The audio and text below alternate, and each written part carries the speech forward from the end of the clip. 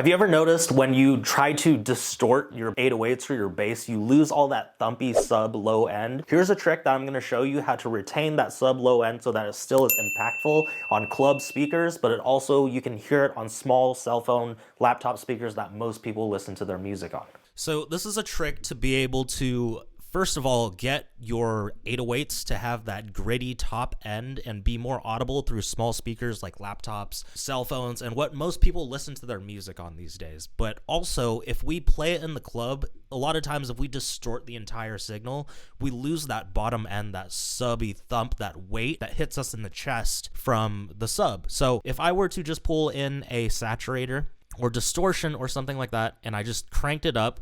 Wait, first of all, this is what our 808 sounds like without any processing.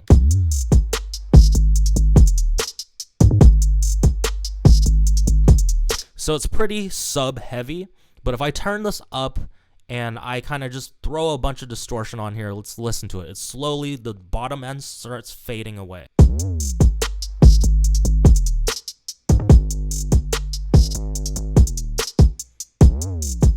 As you can tell, we got a lot more gritty top end, that distorted sound that we want that cuts through speakers. But what we've done is essentially we've squashed the entire sub. If we listen to it by itself, and then with, the sub is essentially gone.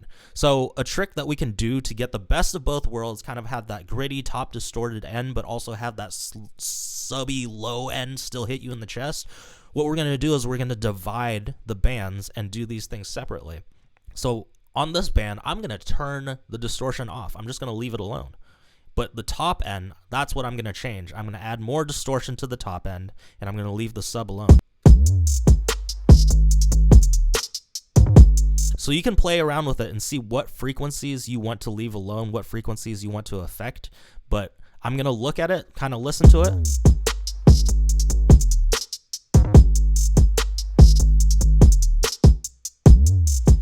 So if we leave more unaffected, it gives us more boom, right? But if we cut out more, like we still get the sub, but it's a little bit more distorted on the low end.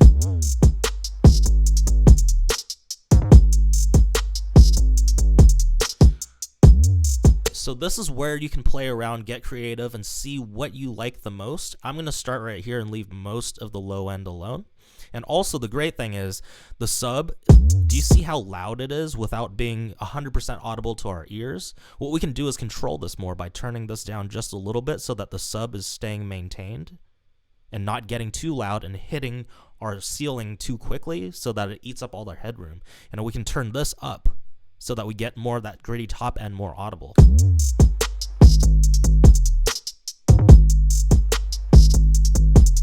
So this is what it's like again without it. And then with.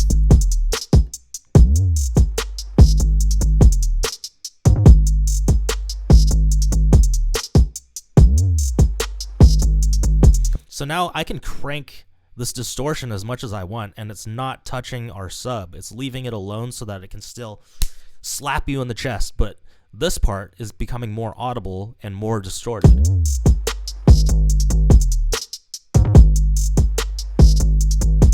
Without. With.